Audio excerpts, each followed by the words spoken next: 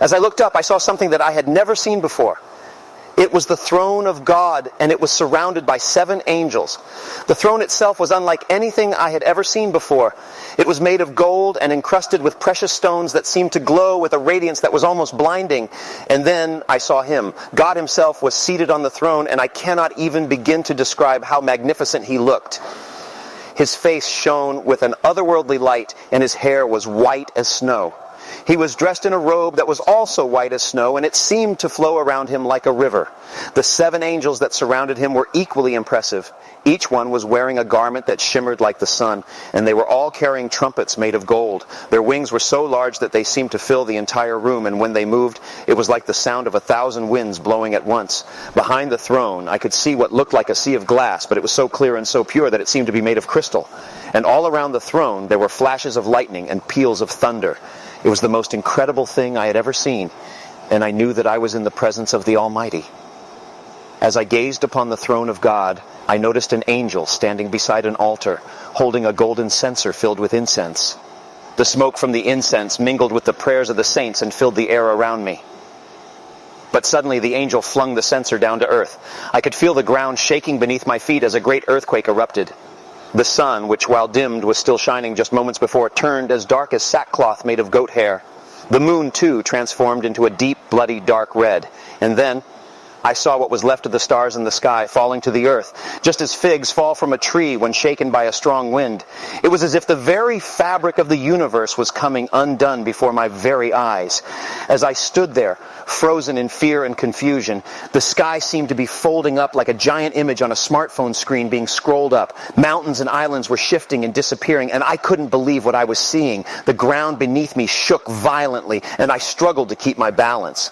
Everyone around me, from the rich and powerful to the homeless and criminals, were running for cover together, hiding in cars and basements, hoping to escape the destruction that was unfolding before us. No car or building was going to stop this. My mind raced, trying to make sense of it all, but I knew deep down that this was the end of everything as we knew it. And in that moment, I felt a sense of despair and hopelessness that I had never experienced before. All I could do was watch and wait for what was to come next, hoping and praying for some kind of salvation. But deep down I knew that our fate was sealed, and there was no escaping the impending doom. As the 5th trumpet sounded, I could see a star that had fallen from heaven to earth. It was given the key to the shaft of the abyss, and as it opened the abyss, smoke billowed out like a furnace. The sun and sky were darkened by the smoke, and I could barely see my own hands in front of my face. Then I heard the sound of locusts, and as I looked around, I saw a swarm of them emerge from the smoke. They were like no locusts I had ever seen before, with human faces and hair like women's hair. They had teeth like lions and wore what looked like crowns of gold on their heads. Their wings sounded like a great army advancing, and the noise was deafening. As they flew towards us, I could smell the stench of sulfur and decay emanating from them. I felt a wave of nausea wash over me, and I struggled to keep from vomiting. I looked around at the people around me, and I could see the terror and confusion in their eyes. Some were screaming and running, while others just stood there frozen in fear. I could hear the sounds of prayers and crying mixing with the deafening noise of the locusts' wings. It was as if the entire world had gone mad. As the locusts descended upon us, I could feel them biting and stinging, but miraculously I was unharmed. It was as if I were protected by some unseen force. But I knew that others weren't so lucky. I could see people around me falling to the ground, writhing in agony from the locusts' bites. The wailing and screams of pain were almost too much to bear. I looked back up at the locusts, and I could see that they had a king over them named Abaddon, which means destruction. It was clear to me that these creatures were a punishment from God, and there was no escaping their wrath. As the swarm of locusts receded back into the smoke from which they came, I couldn't help but wonder what other horrors lay in store for us. It was clear that the end times were truly upon us, and I knew that we were all in grave danger.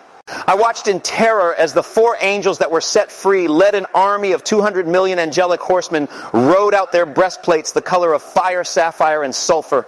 As they rode, they brought with them plagues of smoke, fire, and sulfur that consumed everything in their path. The smell of death and destruction was overwhelming. It was like nothing I had ever experienced before, and I struggled to breathe. I watched as the horses' heads with their lion-like manes and serpentine tails dealt death and destruction with their mouths and tails. The people around me were screaming in terror, their faces contorted with fear and pain. I could hear the sounds of buildings crumbling and people crying out in agony as they were struck down by the plagues unleashed by the horsemen. I felt helpless and powerless. What could we do in the face of such devastation? Was this punishment for our sins?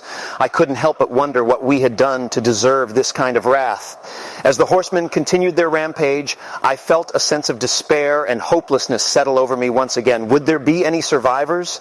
Would anything be left standing when this was all over? All I could do was watch and pray for some kind of mercy or reprieve from the destruction that surrounded me.